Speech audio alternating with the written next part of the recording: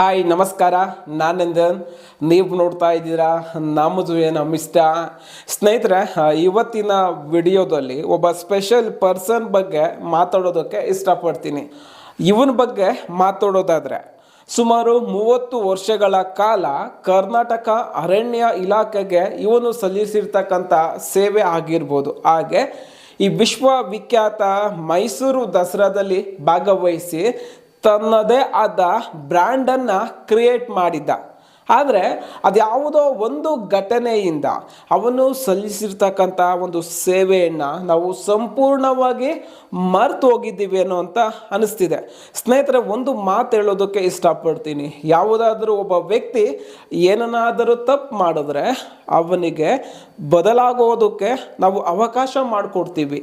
ಆದರೆ ಇವನ ವಿಚಾರದಲ್ಲಿ ಅಂತಹ ಯಾವುದೇ ಒಂದು ಘಟನೆ ಆಗಲಿಲ್ಲ ಅಂತಕ್ಕಂಥದ್ದೇ ತುಂಬ ಬೇಸರದ ಸಂಗತಿ. ಹಾಗಾದರೆ ಅವನು ಯಾರು, ಅವನ ಕತೆ ಏನು, ಯಾವ ಘಟನೆಯಿಂದ ಅವನಿಗೆ ಅಂತಹ ಒಂದು ಕಳಂಕ ಬಂತು ಅನ್ನೋದ್ರ ಬಗ್ಗೆ ಇವತ್ತಿನ ವಿಡಿಯೋದಲ್ಲಿ ತಿಳಿಸ್ತಕ್ಕಂಥ ಒಂದು ಸಣ್ಣ ಪ್ರಯತ್ನ. ಹಾಗೆ ಈ ಪ್ರಯತ್ನಕ್ಕೆ ಸದಾಕಾಲ ನಿಮ್ಮ ಬೆಂಬಲ ಇರಲಿ ಅಂತ ಆಶಿಸುತ್ತಾ, ಒಂದು ಸ್ಮಾಲ್ ರಿಕ್ವೆಸ್ಟ್, ನೀವಿನ್ನೂ ನನ್ನ ಚಾನಲ್ಗೆ ಸಬ್ಸ್ಕ್ರೈಬ್ ಆಗಿಲ್ಲ ಅಂತಂದರೆ ದಯವಿಟ್ಟು ಸಬ್ಸ್ಕ್ರೈಬ್ ಆಗಿ, ವಿಡಿಯೋ ಇಷ್ಟ ಆದರೆ ಲೈಕ್, ಶೇರ್, ಕಾಮೆಂಟ್ ಮಾಡಿ ಅಂತ ಹೇಳ್ತಾ ಬನ್ನಿ ವಿಡಿಯೋ ಸ್ಟಾರ್ಟ್ ಮಾಡೋಣ. ಈ ಒಂದು ವಿಶ್ವವಿಖ್ಯಾತ ಮೈಸೂರು ದಸರಾ ಆಗಿರ್ಬೋದು, ಹಾಗೆ ಈ ಒಂದು ಕುಮ್ಕಿ ಕಾರ್ಯಾಚರಣೆ ಆಗಿರ್ಬೋದು, ಇವೆರಡರಲ್ಲಿ ತನ್ನದೇ ಆದ ಬ್ರ್ಯಾಂಡನ್ನು ಕ್ರಿಯೇಟ್ ಮಾಡಿದ್ದು ಈ ಗಜೇಂದ್ರ. ಇವನ ವಯಸ್ಸು 65ರಿಂದ 66 ವರ್ಷ ಆಗಿರ್ಬೋದು. ಇವನು ಮುಂಚೆ ಈ ಒಂದು ಗುಡಿಲಿ ತನ್ನ ಜೀವನವನ್ನು ಕಳೀತಾ ಇದ್ದ. ಆ್ಯಂಡ್ ಲಾಸ್ಟ್ ಇಯರ್ ಇವನನ್ನು ಈ ಒಂದು ಬೂದಿ ಪಡಗ ಎಲಿಫೆಂಟ್ ಕ್ಯಾಂಪ್ಗೆ ಏನಿದೆಯೋ ಅಲ್ಲಿ ಇವನನ್ನು ಶಿಫ್ಟ್ ಮಾಡಿರ್ತಾರೆ.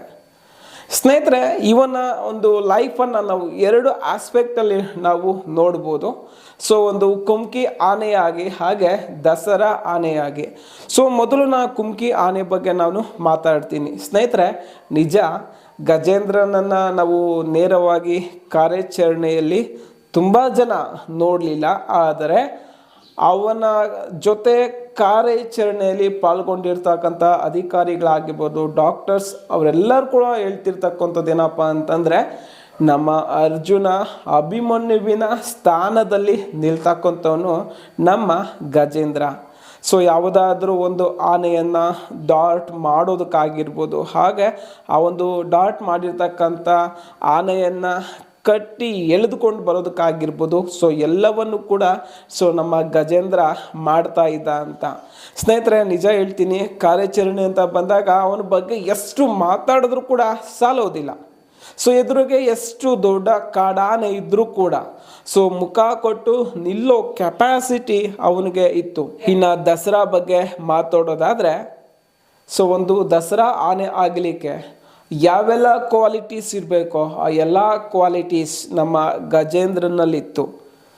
ಅದ್ಭುತವಾಗಿರ್ತಕ್ಕಂಥ ದಂತಗಳು, ವಿಶಾಲವಾಗಿರ್ತಕ್ಕಂಥ ಹಣೆಯ ಭಾಗ, ಅದ್ಭುತವಾಗಿರ್ತಕ್ಕಂಥ ದೇಹದ ರಚನೆ, ಇವೆಲ್ಲವೂ ಸಹ ಒಂದು ದಸರಾ ಆನೆ ಆಗಲಿಕ್ಕೆ ಇರ್ತಕ್ಕಂಥ ಎಲ್ಲ ಒಂದು ಕ್ವಾಲಿಟೀಸ್ ಮೇಲಾಗಿ ಅವನ ಒಂದು ಬಿಹೇವಿಯರ್. ತುಂಬ ಜನ ಡಾಕ್ಟರ್ಸ್ ಹೇಳೋ ಪ್ರಕಾರ ಅವನು ತುಂಬ ಸಾಧು ಸ್ವಭಾವದ ಆನೆ. ಇವೊಂದೊಂದು ಚಿಕ್ಕ ಮಗು ಅಲ್ಲಿಗೆ ಹೋದರೂ ಕೂಡ ಏನು ಮಾಡ್ತಾ ಇರಲಿಲ್ವಂತೆ, ಅಷ್ಟು ಸಾಧು ಸ್ವಭಾವದ ಆನೆಯಾಗಿದ್ದ. ಹಾಗೆ ಈ ಒಂದು ದಸರಾದಲ್ಲಿ ಪಟ್ಟದ ಆನೆಯಾಗಿ, ಹಾಗೆ ಸಾಲಾನೆಯಾಗಿ ತನ್ನ ಜವಾಬ್ದಾರಿಯನ್ನು ಯಶಸ್ವಿಯಾಗಿ ನಿರ್ವಹಿಸಿರ್ತಾನೆ. ಅದು 2016-17 ಈ ವಿಶ್ವವಿಖ್ಯಾತ ಮೈಸೂರು ದಸರಾದಲ್ಲಿ ತನಗೆ ವಹಿಸಿರ್ತಕ್ಕಂಥ ಜವಾಬ್ದಾರಿಯನ್ನು ಯಶಸ್ವಿಯಾಗಿ ನಿರ್ವಹಿಸಿ ಈ ಒಂದು ಗುಡಿ ಆನೆ ಶಿಬಿರಕ್ಕೆ ಗಜೇಂದ್ರ ಹೋಗ್ತಾನೆ. ಹಾಗೆ ಗಜೇಂದ್ರನ ಜೊತೆ ಅವನ ಪ್ರಾಣ ಸ್ನೇಹಿತರಾಗಿದ್ದ ಶ್ರೀರಾಮ ಕೂಡ ಹೋಗ್ತಾನೆ. ಆದರೆ ಅವತ್ತು ಗಜೇಂದ್ರನ ಆ ಒಂದು ಬಿಹೇವಿಯರ್ಗೆ ಏನು ಕಾರಣ ಆಯಿತೋ ಗೊತ್ತಿಲ್ಲ, ತನ್ನ ಮಾವುತ ಗಣಪತಿಯ ಮೇಲೆ ದಾಳಿ ಮಾಡ್ತಾನೆ.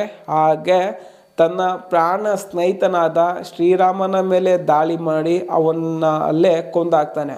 ಸ್ನೇಹಿತರೆ, ಆ ಒಂದು ಘಟನೆಯಿಂದ ಗಜೇಂದ್ರ ಮತ್ತೆ ದಸರಾದಲ್ಲಿ ಆಗಲಿಲ್ಲ.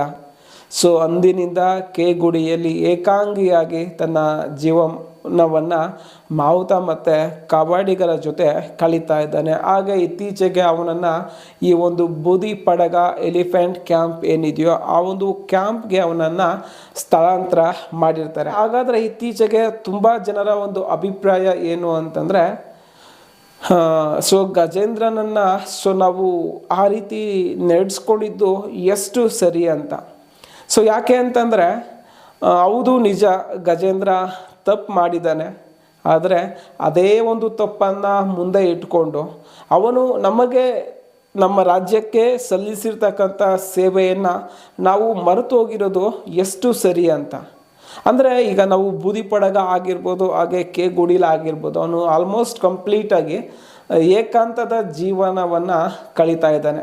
ಸ್ನೇಹಿತರೆ, ಅದು ಅವನ ಮಾನಸಿಕ ಹಾಗೆ ದೈಹಿಕ ಆರೋಗ್ಯದ ಮೇಲೆ ಪರಿಣಾಮ ಬೀರುತ್ತೆ ಅಂತಕ್ಕಂಥದ್ದು ತುಂಬ ಜನ ಆನೆ ತಜ್ಞರ ಅಭಿಪ್ರಾಯ. ಸ್ನೇಹಿತರೆ, ಆದರೆ ತುಂಬ ಜನ ಹೇಳ್ತಿರೋದೇನಪ್ಪ ಅಂತಂದರೆ, ಈ ಒಂದು ಗಜೇಂದ್ರನನ್ನು ಬೇರೆ ಒಂದು ಕ್ಯಾಂಪ್ಗೆ ಸ್ಥಳಾಂತರ ಮಾಡಬೇಕು ಅಂತ ತುಂಬ ಜನರ ಒತ್ತಾಯ. ಇನ್ನೂ ಕೆಲವರು ಏನಪ್ಪ ಅಂತಂದರೆ, ಇನ್ನೂ ಕೆಲವರ ಅಭಿಪ್ರಾಯ ಏನಪ್ಪ ಅಂತಂದರೆ, ನಮ್ಮ ಗಜೇಂದ್ರ ಇರ್ತಕ್ಕಂಥ ಆ ಒಂದು ಕ್ಯಾಂಪ್ಗೆ ಯಾವುದಾದ್ರೂ ಒಂದು ಹೆಣ್ಣಾನೆಯನ್ನು ಆದರೂ ನಾವು ಸ್ಥಳಾಂತರ ಮಾಡಬೇಕು ಅಂತ ಕೆಲವರ ವಾದ. ಸ್ನೇಹಿತರೆ, ನನ್ನ ಅಭಿಪ್ರಾಯ ಏನು ಅಂತಂದರೆ, ಹೌದು, ಈಗ ಏನಪ್ಪ ಅಂತಂದರೆ ಆ ಒಂದು ಘಟನೆ ನಡಿಬಾರ್ದಾಗಿತ್ತು, ಆದರೆ ನಡೆದು ಹೋಗಿದೆ. ಆದರೆ ಅದೇ ಒಂದು ಘಟನೆಯನ್ನು ಮುಂದೆ ಇಟ್ಕೊಂಡು ಅವನನ್ನು ನಾವು ಆ ಥರ ಟ್ರೀಟ್ ಮಾಡೋದು ಎಷ್ಟು ಸರಿ ಅಂತ. ಅಂದರೆ ಈ ವಿಷಯದ ಬಗ್ಗೆ ಯಾರನ್ನು ಕೂಡ ಬ್ಲೇಮ್ ಮಾಡೋದಕ್ಕೆ ಆಗೋದಿಲ್ಲ, ಪರಿಸ್ಥಿತಿಗಳು ಆ ಥರ ಇರುತ್ತೆ. ಆದರೆ ಎಲ್ಲವನ್ನೂ ತಿಳಿದಿರ್ತಕ್ಕಂಥ ನಾವೇ ತುಂಬ ನೆಗೆಟಿವ್ ಆಗಿ ಯೋಚನೆ ಮಾಡಿದ್ರೆ ತುಂಬ ಚೆನ್ನಾಗಿರೋದಿಲ್ಲ ಅಂತ. ಇನ್ ಕೇಸ್ ಯಾವುದಾದ್ರೂ ಒಂದು ಹೆಣ್ಣಾನೆಯನ್ನು ಆ ಒಂದು ಕ್ಯಾಂಪ್ಗೆ ಸ್ಥಳಾಂತರ ಮಾಡಿದ್ರೆ ಅವನ ಒಂದು ಆರೋಗ್ಯ ಅನ್ನೋದು ಸುಧಾರಿಸುತ್ತೆ. ಅವನು ಇಷ್ಟು ವರ್ಷಗಳ ಕಾಲ ಸಲ್ಲಿಸಿರ್ತಕ್ಕಂಥ ಸೇವೆಗೆ ಒಂದು ಬೆಲೆ ಸಿಗುತ್ತೆ ಅಂತ ಹೇಳ್ತಾ ಈ ಸ್ಮಾಲ್ ವಿಡಿಯೋನ ಇಲ್ಲಿಗೆ ಮುಗಿಸ್ತಾ ಇದ್ದೀನಿ. ಹಾಗೆ ನಿಮಗೆ ಗಜೇಂದ್ರನ ಬಗ್ಗೆ ಏನು ಅನಿಸ್ತು ಅನ್ನೋದ್ರ ಬಗ್ಗೆ ಕಾಮೆಂಟ್ ಮಾಡಿ. Thank you.